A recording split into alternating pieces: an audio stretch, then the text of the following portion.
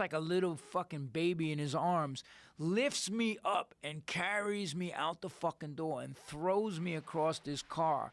And I look, and I turn around, and I'm ready to go. And then Brian says, and I look, and it's this fucking crazy white dude with a fucking scar from one end of his face down his throat. And he points at Brian and goes, "Don't even think about it." And like Brian was like, yo. But my friend called me up the next day. He's like, "These motherfuckers." And I call him up, and I'm like, "Brian, the fuck did you do, man? I told you guys to fucking keep chill." He's like, "Yo, these bouncers were assholes." And, you know, it was, he's a character. Like I said, I was at his first comedy show ever. He lived a wilder life in his young days. Yeah. I met him after all that stuff. I met him when he was more calm. I met him in the 90s. Yeah. Yeah, they were in big time. Master Choi was all about fucking getting out there and fucking contact. There was a lot of martial arts coaches, instructors that wanted you to get in street fights. Yeah. Because you would practice. Because like street fights would show you how things would work in the real world. And the more you did it, the more you understood urgency, closing the distance, you know, delivering the first strike, all that kind of shit. Like, people are hesitant because in sparring, you always hold back. So, like, you know, I knew many come from a Taekwondo Taekwondo background, right? That's what started, Because Brian told me that about you. He goes, "Yo, that guy kicks like a fucking horse and shit." Like, because I would see you on Fear Factor. Were you on something before that, too? News radio? Yeah. Yeah. And he's like, "Yeah, I know him. That's my dude, man. He fucking, you know," he's like, "Yo, you would fucking bend the bag in half." And so I respect for that. You know, I was like, "That's a bad motherfucker." But listen, we're gonna have some fun this weekend. Yeah, the fight's gonna be awesome. Cool. It's a sick card Saturday night at the Staples Center. You know, I've been following the UFC since day one, and originally, and when that first came around, it was the Gracies that put they took out an ad in karate magazines, and they said, "We will pay anybody $100,000 if they can beat us." Yeah. I saw UFC 1 with Remco Pardo, and dude, I've been watching that shit since day one. Have you been to a live one? No. Oh, perfect. I went to Douglas Crosby, who was a judge. Yeah, I know him very well. Doug's my man. Doug worked with the Cro-Mags. Took me to some fights and stuff, and in Jersey. Actually, I did go to a live one. Jake from Rocks Off took me to the UFC when it was in Newark. And there was fucking fights breaking out. What year was this? This was probably like 4 or 5 years ago. Oh, okay. In Newark, down, you know, they had a UFC in Newark, and I went to that. And there was a fight on the main floor that was the best fight of the night. These two fucking guys just started, you know. And then when you left, everyone's like, "Yo, come to my fucking MMA school." Every fucking Mama Luke got a school and a flyer. And, you know. Yeah, that's how it is. I love the fights. I've been watching the boxing matches since the 70s, all the super fights, fucking Muhammad Ali and Ken Norton and fucking, what was the great one? Hagler Hearns. Yeah. Yeah. So I'm trying to get Marvin Hagler on the podcast. Fuck. You know, he's like the only guy that retired clean. He's like, "I'm good. It's over." Lost to Sugar Ray Leonard, lost a decision that a lot of people thought he should have won. Yeah, said, "I'm out." I saw that fight. It's just like this, done. Yep. Walked away. No one ever done that. Tommy the Hitman Hearns. Yeah. Boxing used to be like, you know, I just posted a picture of Mike Tyson, Jake LaMotta, and fucking Graziano on my Instagram. Oh. Like those three. Because my father boxed at Gramercy Gym, which was run by Customato, which they knocked it down. It was right near the Palladium and all that. So you had Julian's Billiards, which I do a walking tour in New York. Is coming out on Yeah, Fox. I know. I've seen that before. You ever come in the city, man? I'll give you right? a 3 hours. You ever come to the city? I'll give you a private one. But it's like, it's been all over. I've been on the Today Show, a Sunday Today Show, the Times, fucking. It's like the best underground fucking walking tour of crime, music, and history on the Lower East Side. And we go by that whole, where the Palladium was, where the Clash, September 21st, the cover of the Clash, London Calling was shot there. Paul Simonon smashing his bass. You had Julian's Billiards right there. All the fucking pool hall hustlers and And before the Palladium, it was called the Academy of Music. Dizzy Gillespie, everybody played there. And then up the street from that was Customato's gym called the Gramercy Gym. Wow. And everybody, Floyd Patterson fought out of there. If you pull up pictures of Gramercy Gym, you can see there's a picture, and Floyd Patterson's working the speed bag. And when that closed, then and I was just walking by one day, and I was with my mom, and she goes, your father, because P.C. Richards took over the space, and they put a plaque, and it said, this is where Customato's gym, we train, was it Jose Torres, the world champions in all these weight classes. And my mother just goes, oh, your father boxed there. I said, what? And there it is. Look how they spell Gramercy, too. G-R-A. They spelt it wrong. Gramercy. Gramercy. Gramercy. Yeah. That's crazy. They spelled the name Floyd of the Patterson? gym wrong. I think it is. Who the fuck is that? It looks, I think it is Floyd Patterson. Wow. Old school. Yeah, so we do this whole thing. We go to... Tony Danza. Wow. Look at that. Yeah, he took some shots, huh? Tony Danza could box. He could fucking... I saw some of his fights. Yeah, he could box. Yeah. And then we go by Irving Plaza with John Belushi. That sounds like a lot of fun. Dude, it's 3 hours. Listen, I had these 4 old Israeli ladies come, right?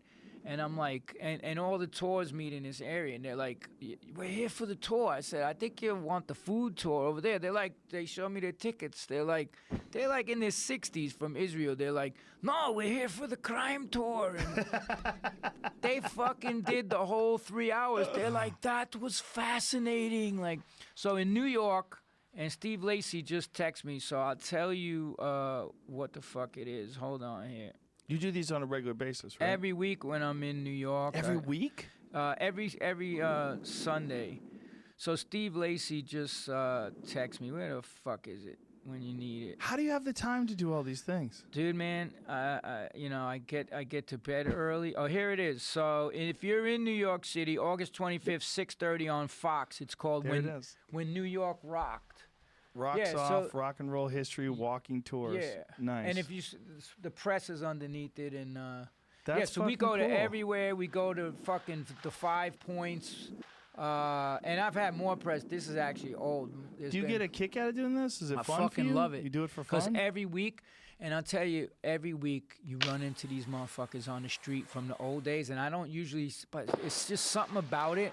I'll fucking do the tour. Like we ran into Mick Jones from The Clash or whoever. Oh, wow. Dude, we run in, and nobody knew because he had a suit on. I was like, y'all motherfuckers know who that is? Nobody knew it was Mick Jones. I said, yo, Mick, come on. He's like, oh, you know. I was like, listen, I was one of the ones rioting in 81 when you played Bonds. If you go to the video Clash on Broadway, I was there rioting because they oversold the club, and Mayor Koch ordered the promoter in The Clash to do enough shows. It's called The Clash on Broadway on YouTube, and they ordered The Clash to do enough shows, and the promoter sold something like, I think it was, I don't know, something like 20,000 tickets for a venue that held 2,500. So you had close to 20,000 punk rockers show up in Times Square. The fire department closes the fucking club down, and there's a riot in Times Square. Now, I'm AWOL at the time. I'm smashing motherfucking windows. They stop traffic. I'm running on cabs. Fuck you. And then I start seeing people getting arrested. I'm like, let me get the fuck out of here. It's time to go. But yeah, like, and then Saturday Night Live, I was on that when Fear played, John Belushi. John Belushi used to come to all the punk rock shows. So we go to all the venues and the famous murder spots. And, like, I lived in a building with the East Village butcher, Daniel Rakowitz. He chopped up his girlfriend, made soup out of her, and fed it to the homeless. I lived in that building. That was 700 East 9th. I squatted in that building. So it's all these the murder of Abe Lieberwald, who owned 2nd Avenue Deli. Like, and famous movies. Then we go to the smuggling tunnels of Prohibition, a lot of shit you saw on Boardwalk Empire.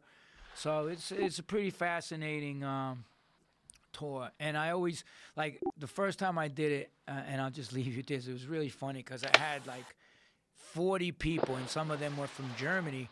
So I'm going down and we go down to Avenue B, and I'm like, yeah, there was a big fucking drug spot here. So this huge black dude I know, he just got out of prison. He's like fucking 6'5", keloid scar across his face. He's like, yo, what's up, man?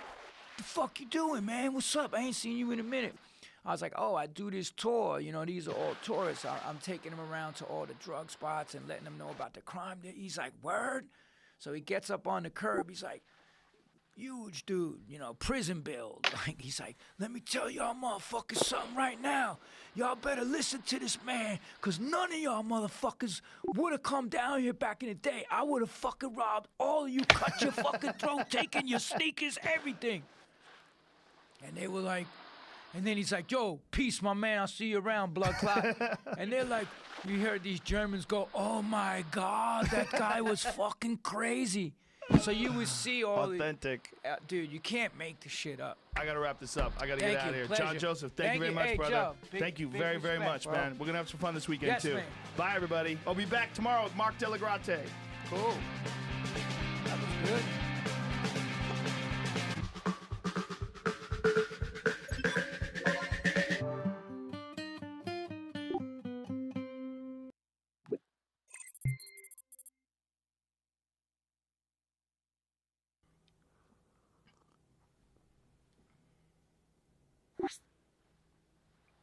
Boom, and we're live.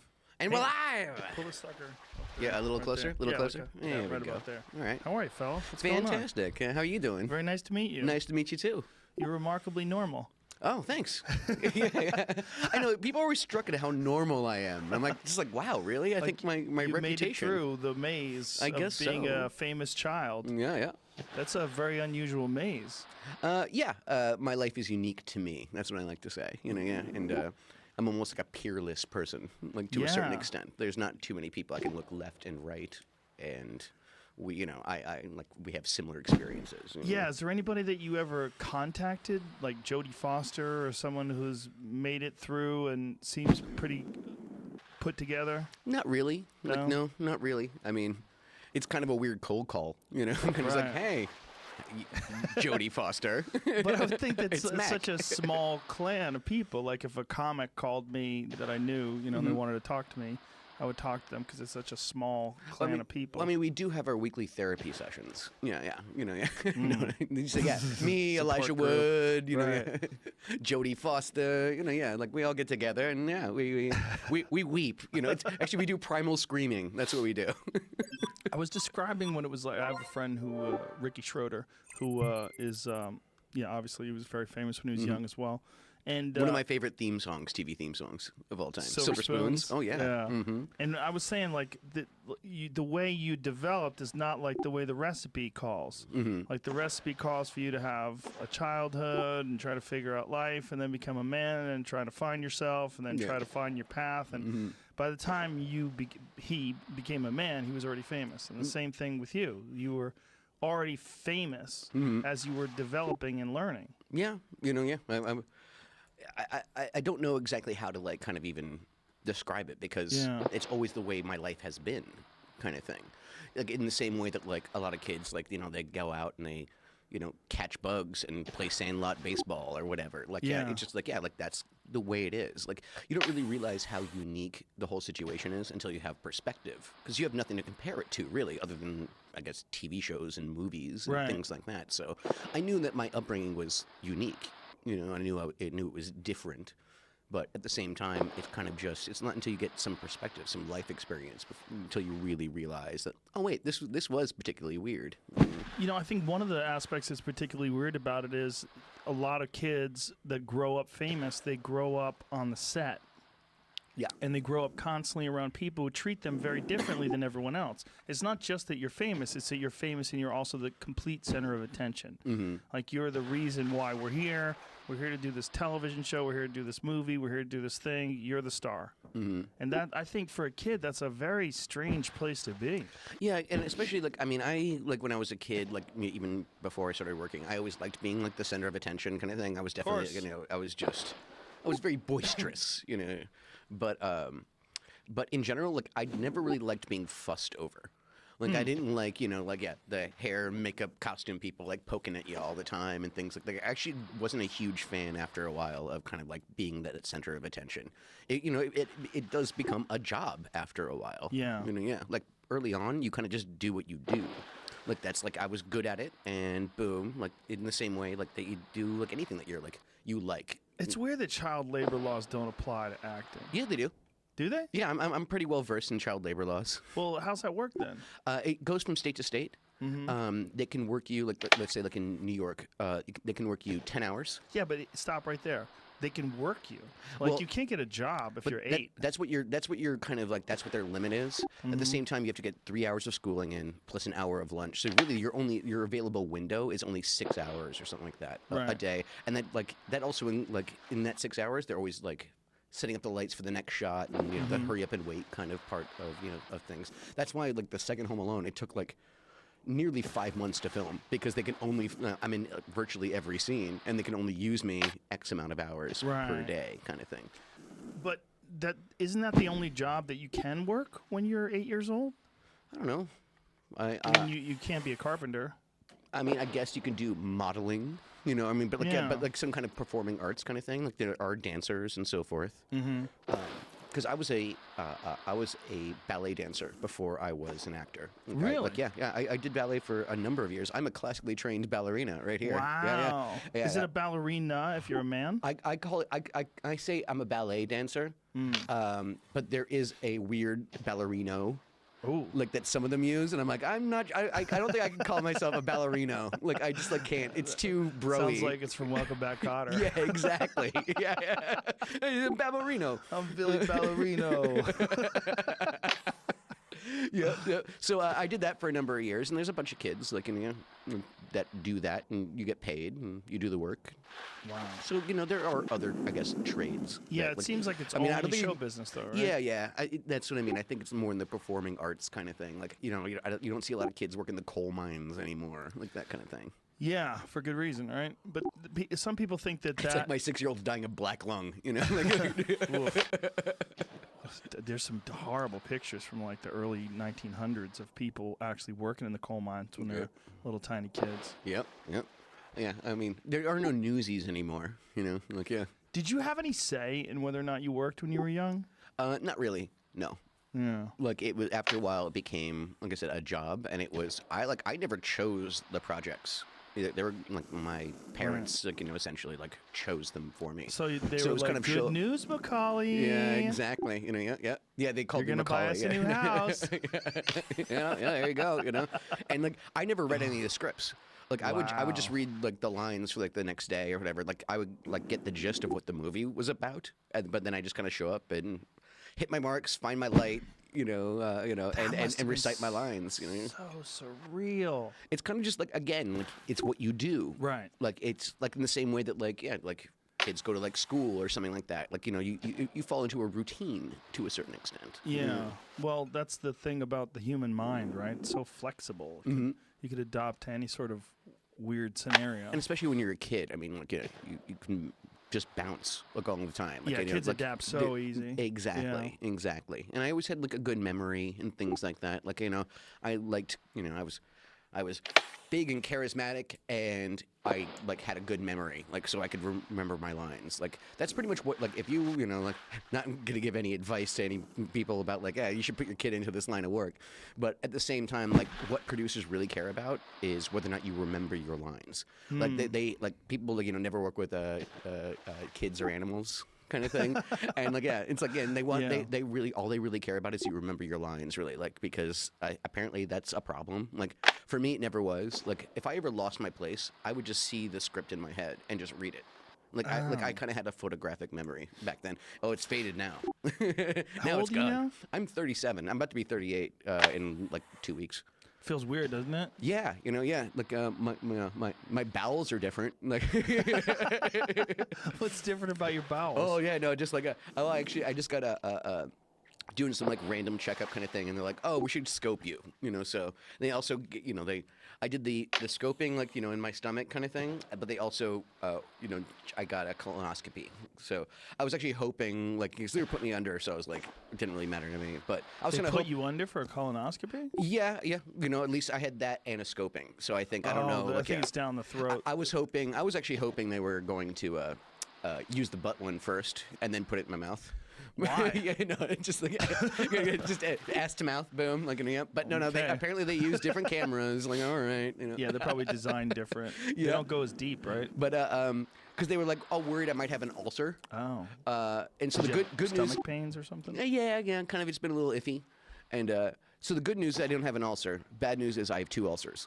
So like, oh wow. Yeah. So I'm dealing with that. I've had to like curtail my lifestyle in general. Like I'm eating less red meat, you know, less carbonated beverages, like ibuprofen, no more ibuprofen, like that kind of stuff. Ibuprofen's terrible for your gut. Yeah, exactly. So like I've had to like, you know, I used to like eat like burgers every single day, and now it's like I can have 2 servings of red meat a week, kind of thing. And it wasn't too hard for me to curtail my lifestyle, like smoking less, trying to drink less, like things like that. Yeah. What's the logic behind red meat less? I think I'm not the doctor. Does the doctor have a method to his madness? Like, yeah, it's like if you read the list of like things that are good or bad for your ulcer. So things that are aggravated. Yeah, exactly. So red meat like falls into that category. Like it was funny. Aggravated, but chicken doesn't, fish doesn't. Apparently not, or at least you know less so. Oh, weird. And yeah, because my special lady friend, she was like, you know, worried about me and stuff. So she was reading up on like, you know, ulcers and things like that. And it was like the first like it was like 7 things that flare it up, and all of them were like check marks for like exactly what I was doing in my life, kind of thing. Like, you know, like I said, red meat, smoking, drinking. Like I had just had like a neck issue, so I was taking a lot of ibuprofen. Like, and it was just like every single check mark, you know. So yeah, I've read something about ibuprofen doing it because ibuprofen disrupts gut bacteria, and they believe that gut bacteria. There was something really recent about that. A real recent study. They think that they found a new cause for ulcers. Like they've changed what they used to think it was caused by stress, which can do it. Like also, because I just started again. I've also had like I've just started